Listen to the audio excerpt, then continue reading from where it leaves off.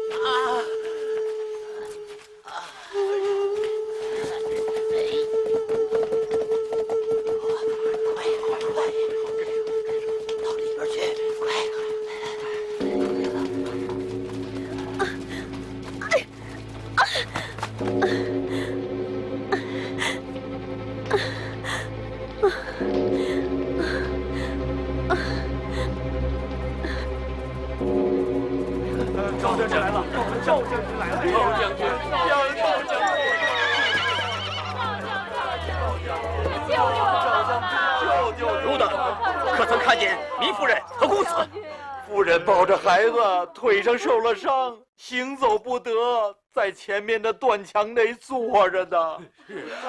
好，有等速往东去。张将军正在桥头迎候。谢将军，速行，不用。搭救！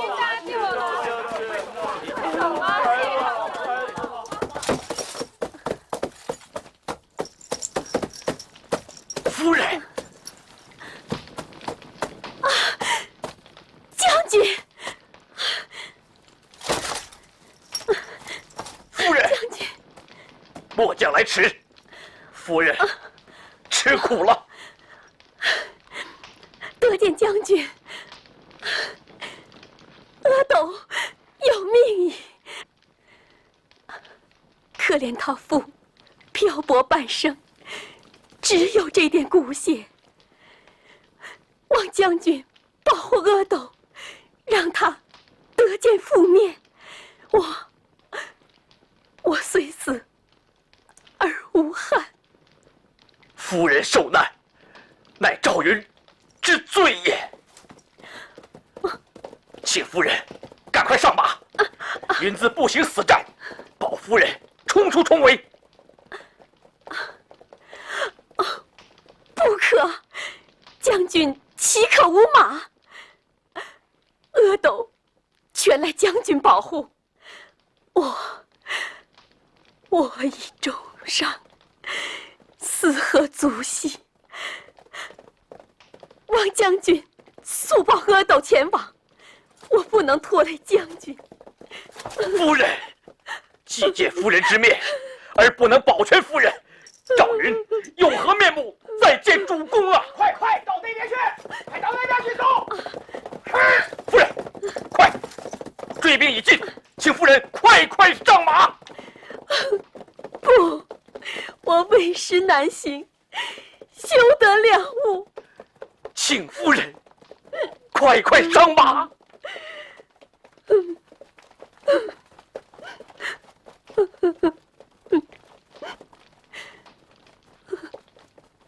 阿斗就仰仗将军了。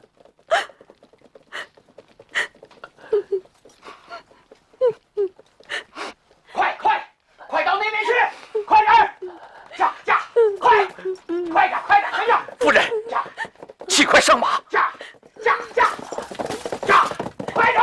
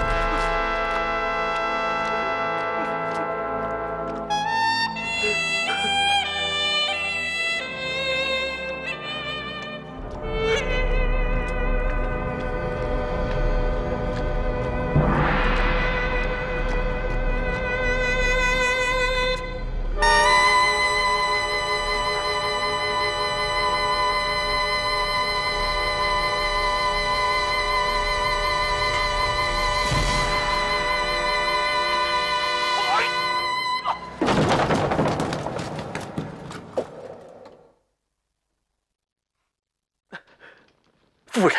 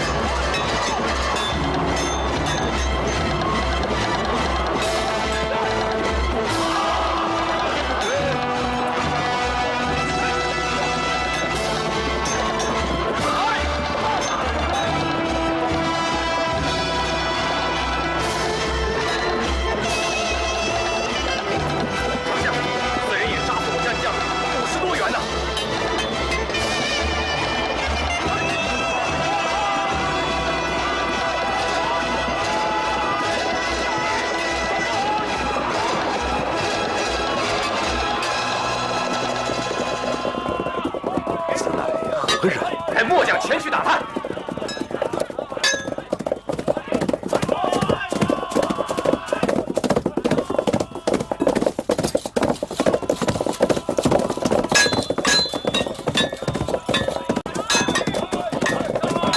山中战将，考令姓名。我乃常山赵子龙也。我乃常山赵子龙也。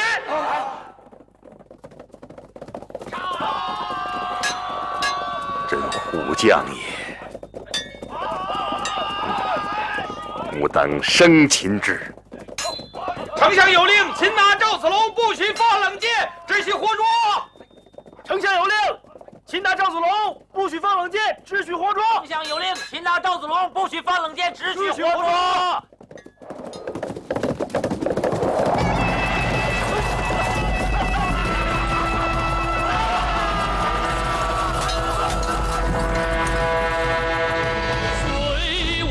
金兰全胜金永元，忠勇不汉时，情义必到远。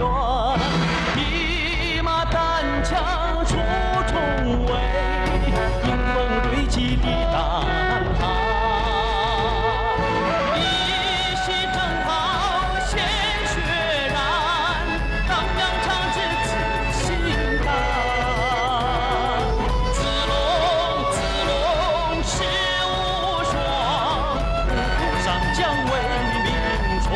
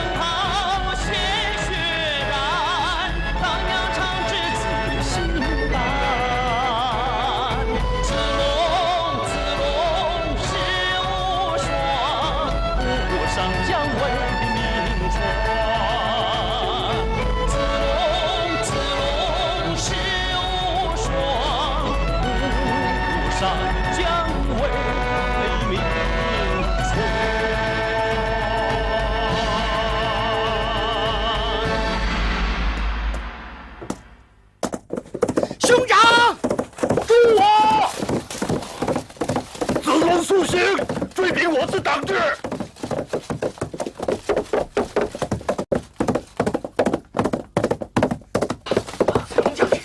子龙将军回来了！主公，子龙将军呐！赵将军，主公，赵将军，主公，赵将军，赵将军，赵将军，主公。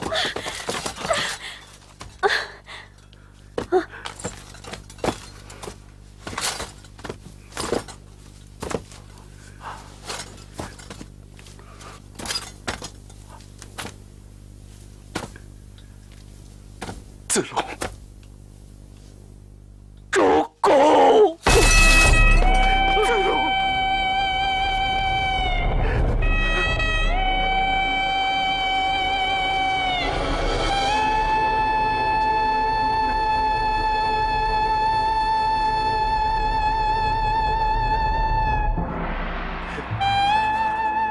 赵云之罪，万死犹亲。糜夫人身带重伤，不肯上马，投井而死。云推土墙掩之，怀抱公子，突出重围。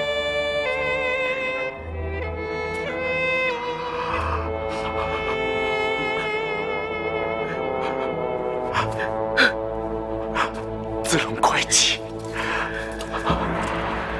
赖主公洪福，幸而得脱。适才公子尚在怀中啼哭，此时不见动静，多是不能保也。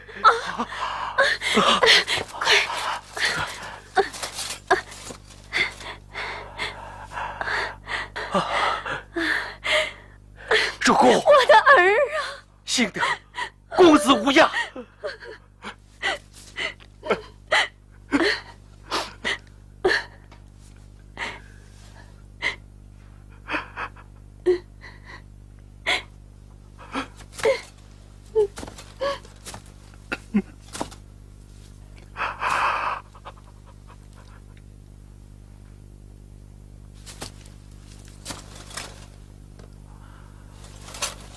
为者孺子，几乎损我一员上将。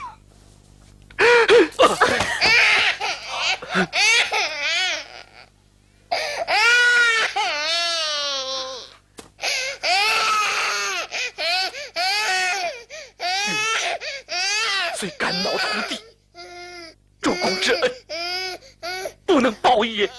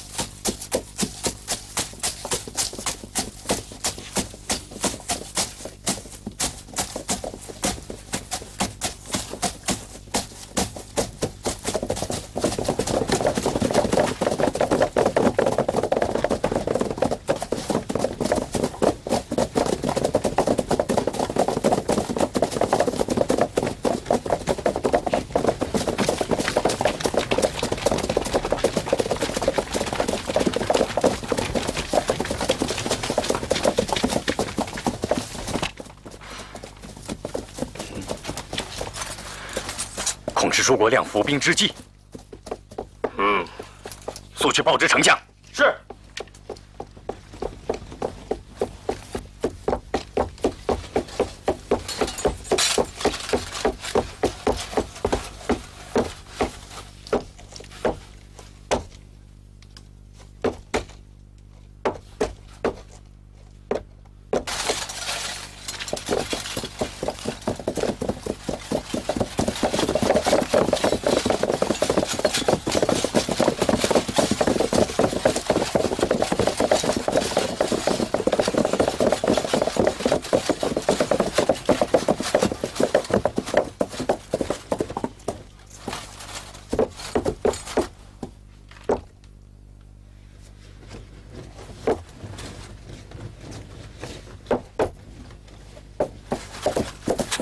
我乃阉人张翼德也，谁敢与我决一死战？我乃阉人张翼德也，谁敢与我决一死战？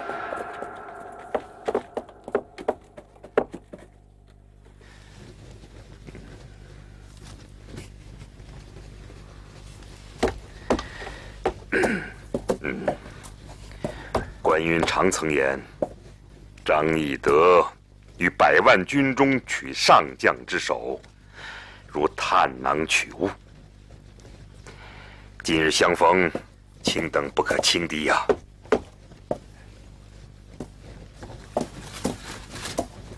阉人张翼德在此，谁敢来决一死战？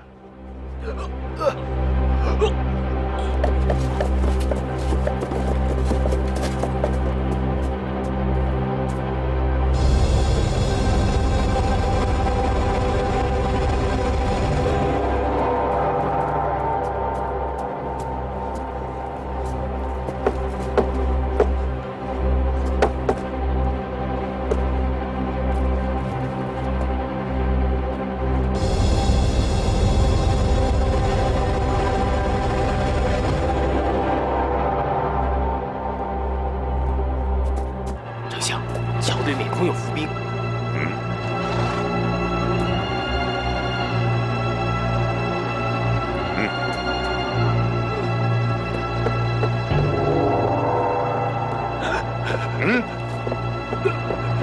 战又不战，退又不退，却为何故？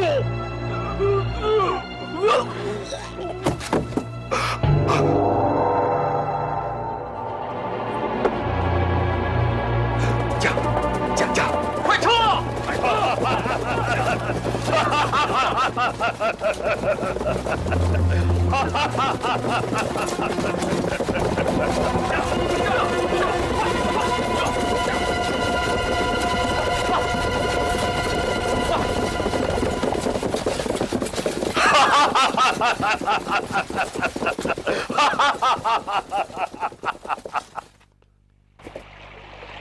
孔明先生，柴桑即到，为共图大事，鲁肃有一事相求啊。哦，先生见到我家主公，切不可食言曹操兵多将广。不需子敬叮咛，亮自有对答之语。啊，请。主公，报！主公，鲁肃大人从江夏归来，现在府门候见。哦，快请。是，有请鲁大人。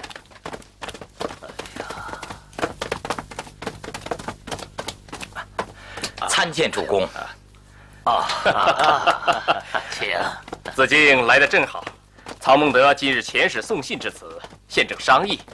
哦，坐。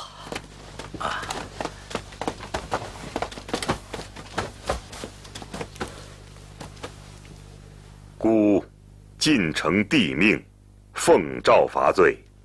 军旗指出，刘琮戍守，荆襄之民望风归顺。今统雄兵100万，上将1000员，与将军会列于江夏，共伐刘备。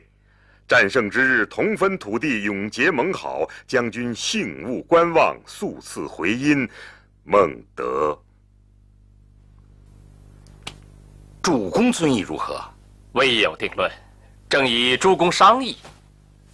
主公，主公，曹操拥有100万之众，假天子之命征讨四方，如不顺从，只能以长江天堑与之相拒。今曹操既得荆州，长江之险已与我共有，其势不可敌也。以在下愚见，不如纳降，方为万安之策呀。主公，子不言，何无天意呀？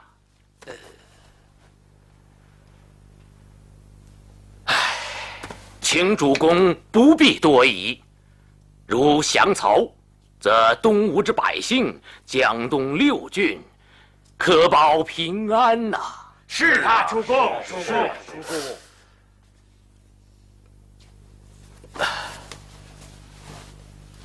不想江南秋夜也如此令人战栗。哎，主公，这降曹就可自保啊！是啊，曹兵有100万之众的。对。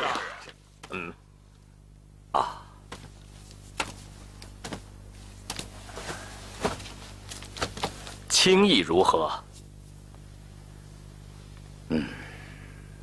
方才众人所言，必将使主公贻误终生。众人皆可降曹，唯独主公不可降曹。哦，为何？如我等降曹，仍不可失州郡之官位；若主公降曹，位不过封侯，车不过1乘，马不过1匹，随从不过数人。若再想南面称孤，岂不成为泡影？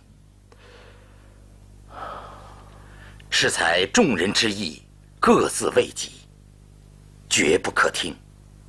主公已早定大计。众人所论，令我大失所望。子敬所说大计，正与我见相同。此乃天以子敬赐我也。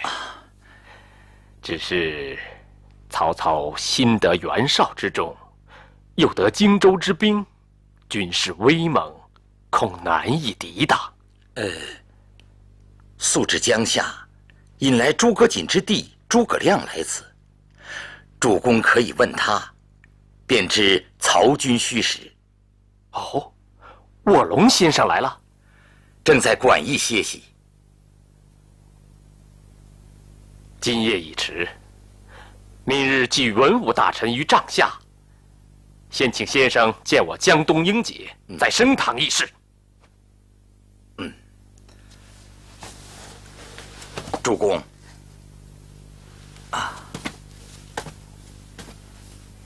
臣告退。今日见我家主公，切不可说曹操兵多将广啊。昨天在船上，子敬已叮嘱多次了。孔明先生，请。孔明先生。子布先生，有何见教？昭乃江东微末之事。久闻先生高卧龙钟时，曾自比管仲乐毅，此语果真有之啊？是，那不过是亮平生一个寻常的比喻而已。这是太不错了！听说刘豫州3顾茅庐，幸得先生以为如鱼得水，并立誓要席卷荆襄之地。可是如今这些地方尽皆归属曹操，不知先生对此有何见解？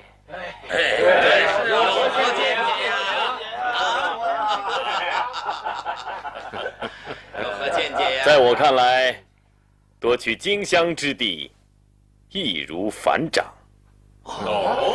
我主刘豫州躬行仁义，不忍夺同宗之基业，故力辞之。刘琮年幼，听信佞言，弃城投降，致使曹操得逞。方今我主屯兵江夏，别有良图，非等闲之辈可知也。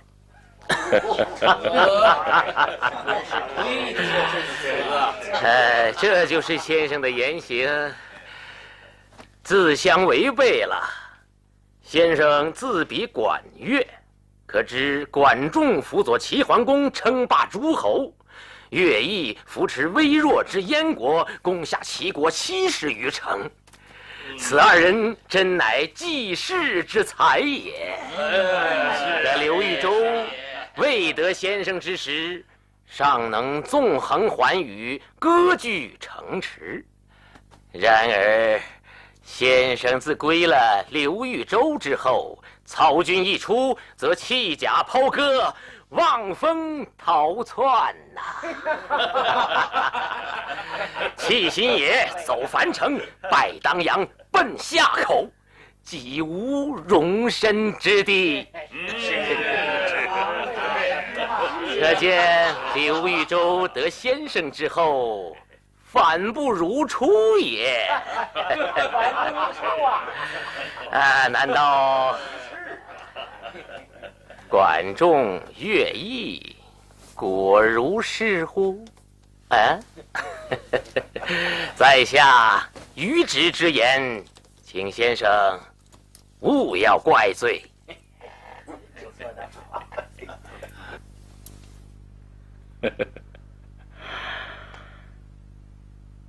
鸿鹄之志，岂燕雀能知？当年我在隆中躬耕时，每当遇到病重命危之人，总是叫他家人先喂之以稀粥，服用些平和之药物，待至脏腑调和，形体渐渐好转，再用肉食补之，猛药攻之，则病根尽除。如若不然，不待气脉和缓，便投之以猛药后喂，欲求安保，诚为难矣。我主刘皇叔向日兵败入南，既与刘表城下，兵不满千，将不过关张赵云而已，此正处病危体弱之际也。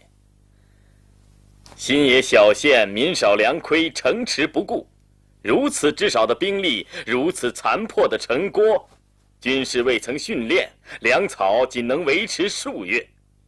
然而博望之火，白河之水，使曹军大将夏侯惇、曹仁等辈心惊胆裂。我看管仲、乐毅用兵未必过此。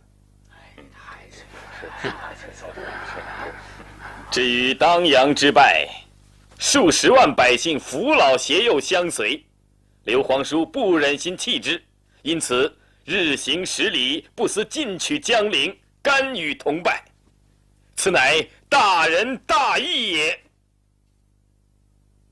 寡不敌众，胜败乃兵家常事。昔日高祖曾硕败于项羽，而垓下一战成功，这难道不是韩信的谋略吗？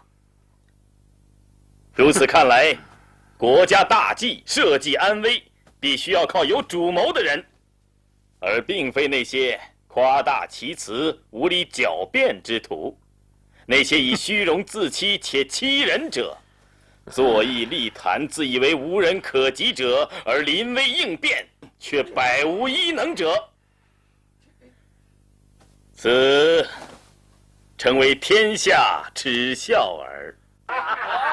这不是于帆、于仲祥吗？你笑得太早了。试想刘皇叔以数千仁义之师，怎能抵挡100万残暴之众？然而我全军上下一致，齐心抗敌，虽力遭惨败，仍浴血拼斗。而今江东兵精粮足，又有长江天堑，可有人却劝说其主屈膝投降，不顾天下耻笑。与此相比，刘豫州真不愧为不惧曹贼之人。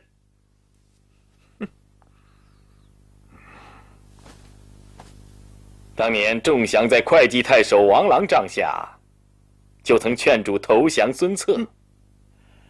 不想如今归顺东吴后，又要劝主降曹，看来是旧病复发也。孔明，其人太甚了吧？啊，是子山兄。失敬。难道先生想仿效苏秦、张仪，鼓动如簧之舌来游说我东吴吗？子山兄以为苏秦、张仪仅仅是说客吗？岂不知他二人是真豪杰也。苏秦配6国相印，张仪2次为秦国宰相，二人皆有匡扶国家之大智大勇，非比那欺弱怕强、苟安避祸之人。君等未见曹操一兵一卒，便闻风丧胆，畏惧请降，如此还敢嘲笑苏秦、张仪吗？请问，孔明以曹操为何等人也？曹操乃汉贼也，又何必问？公言差矣。汉作至今，天数将终，今曹操已有天下2/3，万众归心。刘玄德不识天时，以卵击石，安得不败？薛敬文，何出此无父无君之言？你人生天地之间，以忠孝为立身之本。今曹操祖宗为汉臣，使汉禄子孙不思报效，反怀篡逆之心，不是汉贼又是什么？此等国贼，本应天下共讨之，天下共诛之。而公等身为汉臣，却在此为曹贼张目，岂不是无君无父之人？你此辈不足喻语，请勿复言。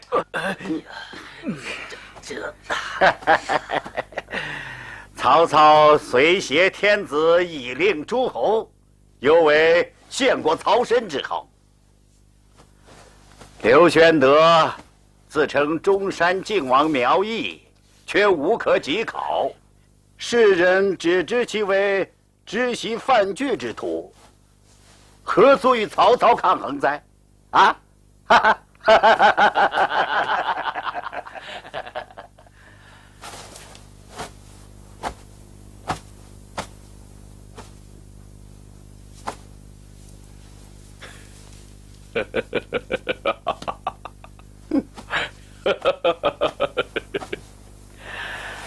鲁大人，此公莫非是当年袁术席间盗橘子的陆郎陆公季？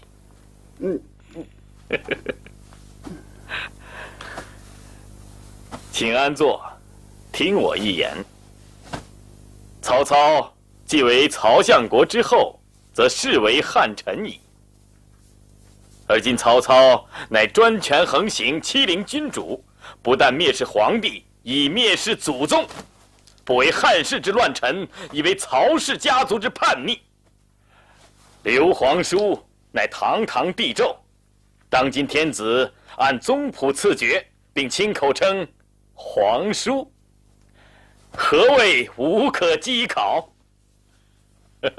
且高祖出身亭长而终得天下，知悉犯惧，又有何耻辱可言？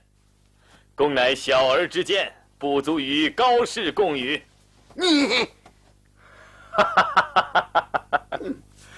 孔明所言皆强词夺理，不是正论。诸公不必与之计较。请问孔明先生，治何经典？我从不做那种寻章摘句、引经据典的学问，那是迂腐书呆子们的事情，与兴邦立业毫无关系。自古以来的大贤们，也未必治什么经典。上唐的宰相伊尹，当初不过是个耕地的奴隶；新州的姜子牙曾做渭水垂钓之渔夫。至于后世张良、陈平之辈，皆有匡扶宇宙之才，也没听说他们治什么经典。可叹如今书生们张口经典，闭口古训，整日忙碌于笔砚之间。我看这些人恐怕只会数黑论黄，舞文弄墨而已。听公之言，口气甚大，未必真有实学，恐为天下儒者所笑耳。既然说起儒者，可知道儒者有君子小人之别吗？君子之儒，忠君爱国，守公正，斥邪恶，既能恩泽于当世，又可流芳于后世。而小人之儒则不同，专攻笔墨文章，只会雕虫小技，可谓青春作赋，好守情经。笔下虽有千言，而胸中实无一策。呀，试看杨雄，才华横溢，修辞作赋名盖一时。然而奸臣王莽篡权，他不顾廉耻，屈膝投靠，最后落得个跳楼自杀的下场。此等小人之儒，就是日复万言，又有什么可取之处呢？你，良知德叔兄，乃汝南大儒，也拜读过兄长《周易》摘抄之大作。但愿兄能做君子大儒，忠君爱国，切莫效仿杨雄等小人之儒，留下千秋万代之骂名啊！孔明，怎可如此？汝等舌战，可以休矣。孔明先生乃当世奇才，汝等以唇舌为攻，大非进客之理。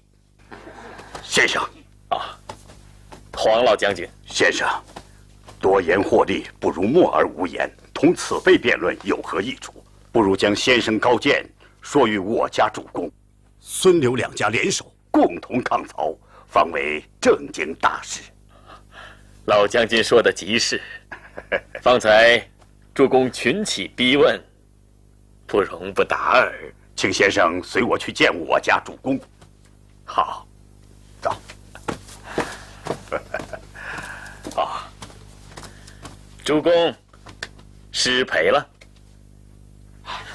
这诸葛孔明太藐视我等，让他去见我家主公，岂不坏我家大事？毁我东吴啊！是啊。常听子敬谈起先生才智，今日幸会，故想当面请教。良不才，有辱明问。先生近日辅佐刘豫州与曹操在新野决战，一定知晓曹军虚实，但不知曹军共有多少？马步水军约有100余万。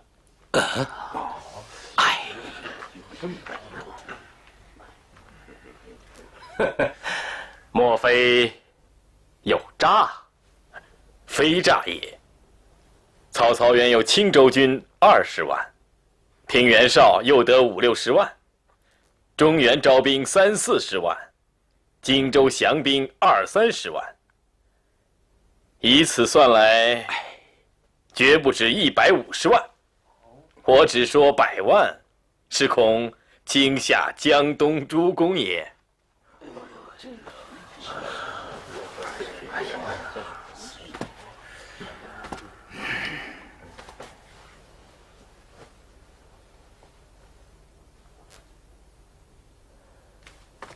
曹操部下战将有多少？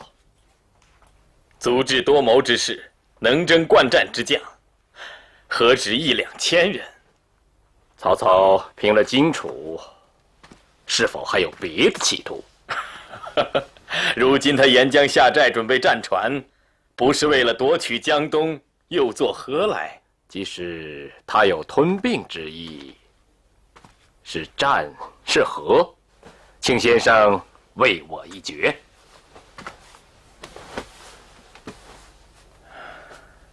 向者宇内大乱，群雄并争，而今日之曹操威震海内，所向披靡。刘豫州虽与之争斗，却屡屡战败。良愿将军量力而行。若能以吴越之众与曹兵抗衡，不如早日与之断绝。若觉势单力薄，何不俯首称臣，以免杀身之祸？近臣我与江东诸公交谈，诸公似乎都愿降曹。将军何不上应天时，下顺民意，以求苟安呢？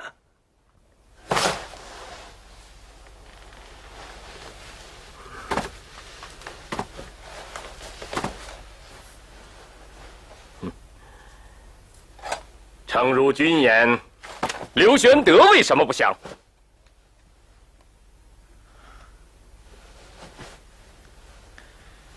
昔日齐国田横率500壮士退守海岛，誓不投降，500将士全部壮烈就义。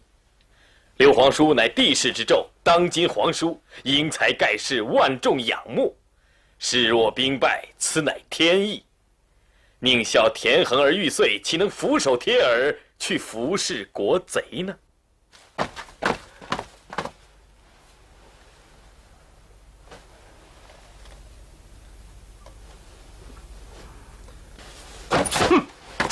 先生真是太荒唐了！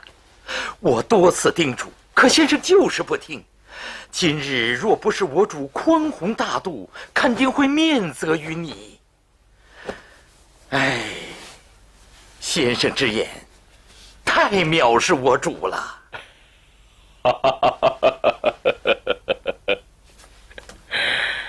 孙仲谋气量为何如此狭窄也？啊，我自有破曹之计。他不问我，我又何必去说？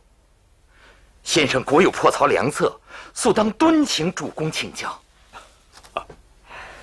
在我看来，曹操100万之众，不过一群蝼蚁耳。我只需一挥手，100万曹军皆为齑粉矣。哦，先生稍后，待我再向我主禀报。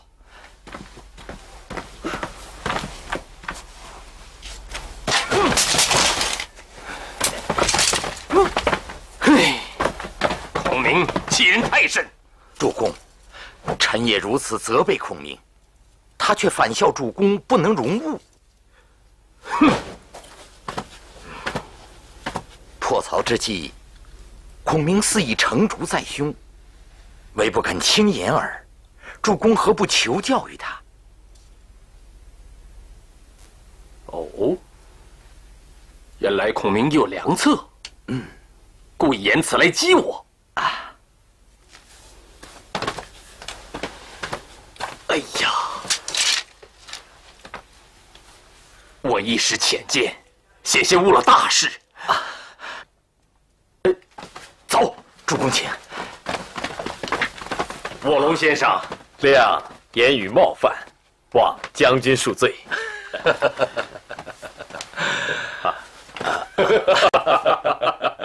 来人，在后堂设宴，为卧龙先生接风。是，先生，请，请，请。孤不能以全无之地授之于人。哼，可是豫州新败之后，怎能与曹操抗争呢？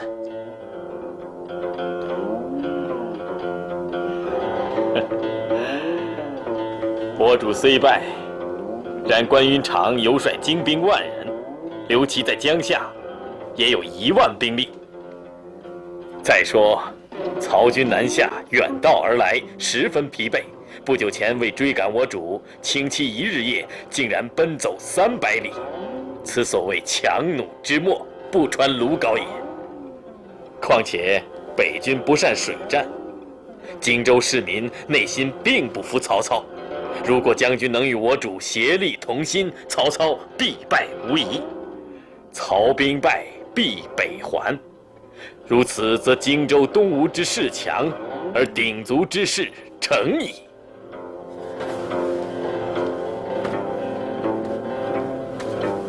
成败之机在此一战，望将军裁之。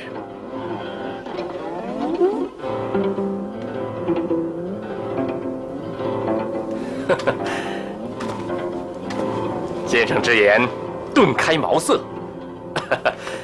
我意已决，更无他意。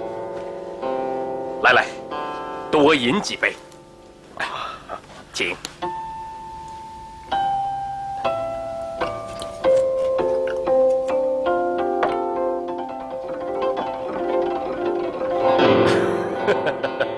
不瞒先生，孤已多日不曾如此饮食了。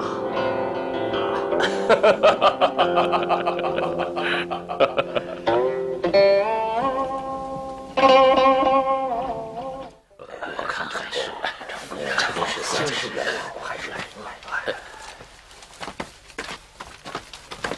主公，主公中了孔明之计也。是啊，主公。若与曹操交锋，主公自私，比袁绍如何？当年曹操兵微将寡之时，尚能一鼓作气灭掉了袁绍，何况今日挥兵100万南征，岂可轻敌呀？是啊，是啊。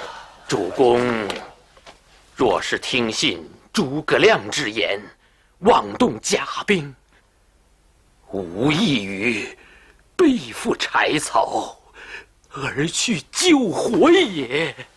是啊，是主公三思。哎，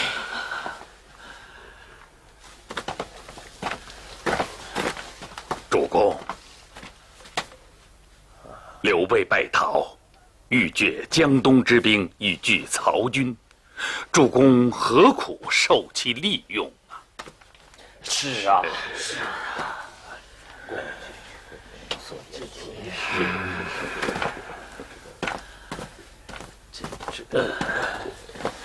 主公，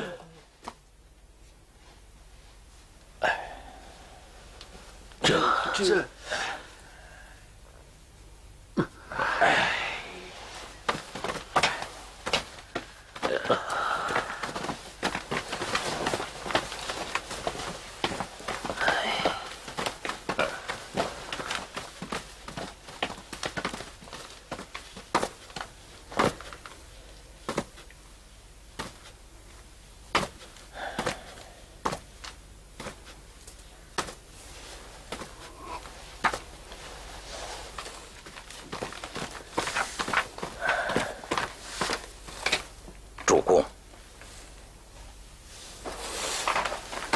主公英才明断，切莫被那些苟且偷生之辈动摇了决心。主公若迟疑，必为众人所误。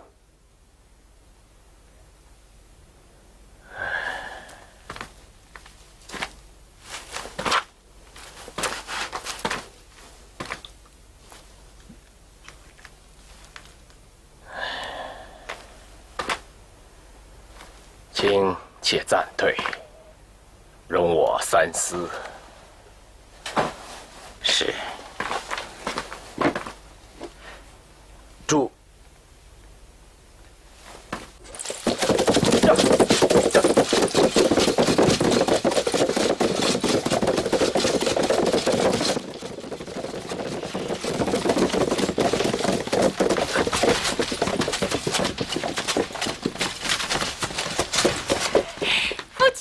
夫人，夫君，主公刚刚差人去鄱阳调夫君速归，不想夫君却先自回来了。夫人，曹操大兵压境，主公战何未定，我实在放心不下。夫君一路辛苦了。贤妻，我星夜赶回，一路上都在思念夫人。只会说嘴。为妻岂不知夫君的秉性，为了国事和军务，可以废寝忘食，哪里顾得上儿女情长啊？张昭大人到。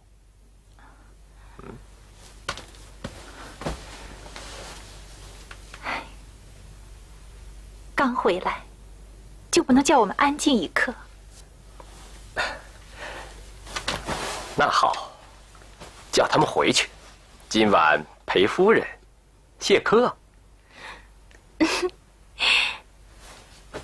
去吧，夫君。嗯。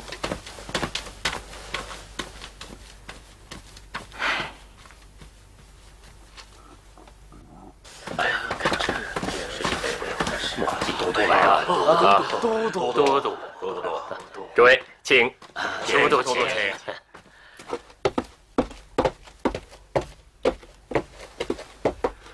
请。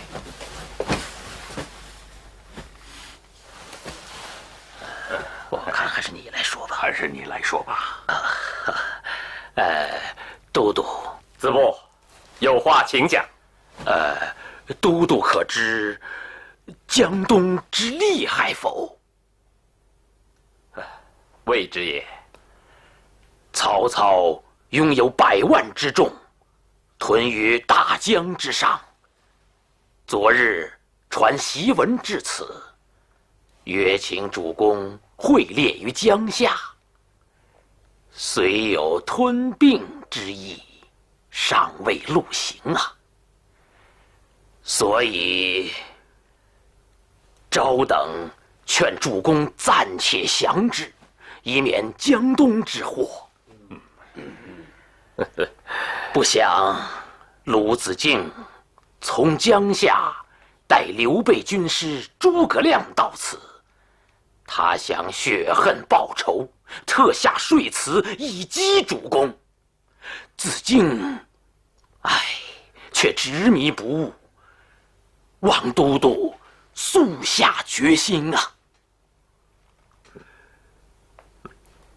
公等接主降吗？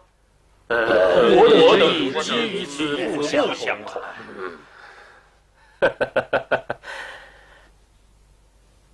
我意欲降久矣。公等请先回，明晨见了主公，我自有定论。请。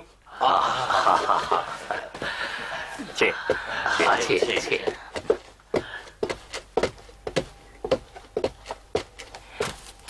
公瑾，文臣是主战还是主降？以夫人之见，是战还是降？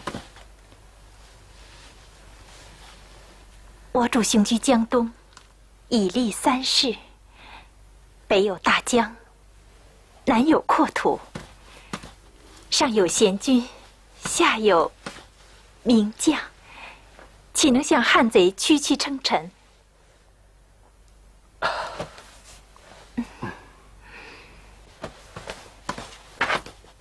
程普等将军到。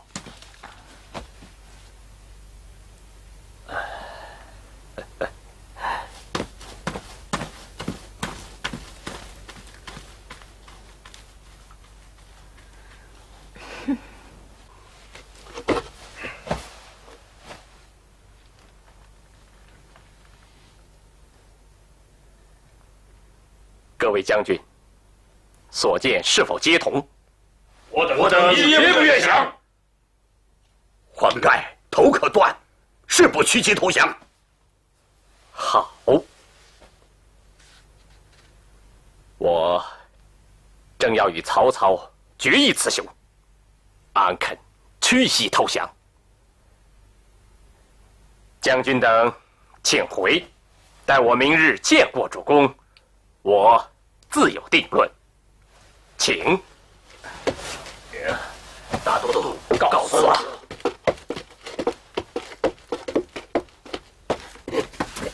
大都督，大都督，舍弟诸葛亮自江夏来，言刘豫州欲结东吴，共伐曹操。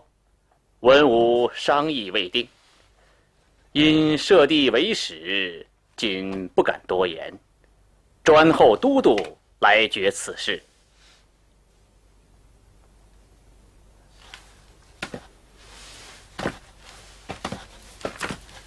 以公之见若何？降者易安，战者难保啊。余自有主张，明日到主公府上再议。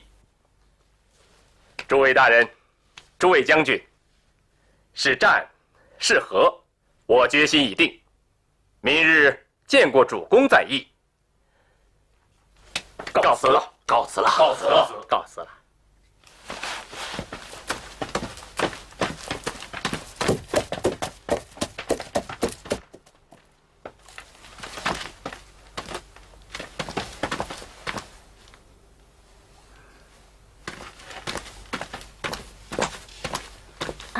夫君，夫人，文臣武将均已送走，不再会有人打扰。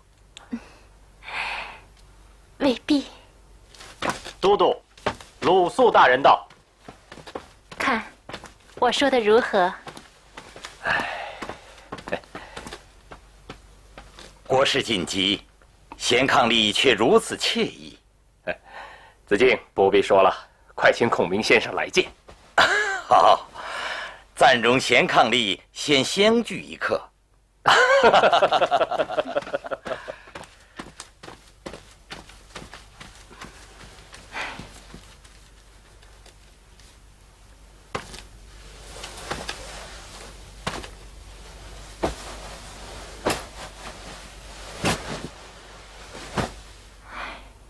这秦征也计谋虚就矣。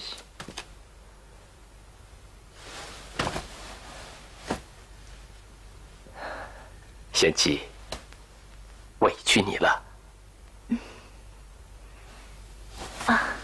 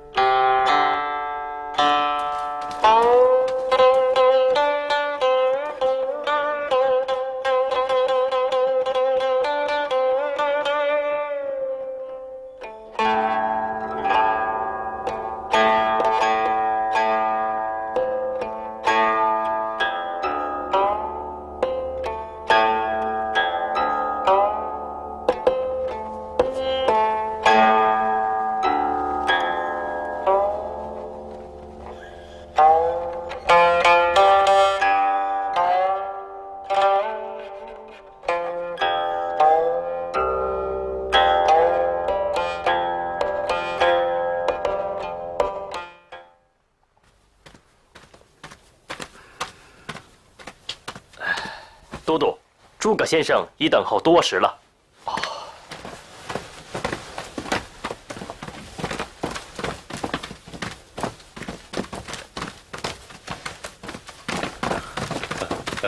请。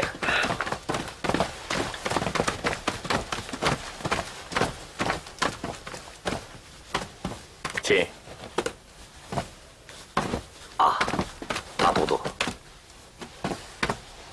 今曹兵屯于江上，主公一时不能决断，不知都督之意如何？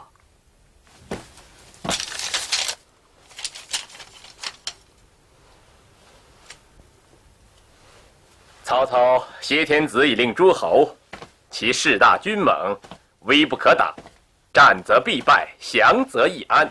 我意已决，明日见过吴侯，便当遣使纳降。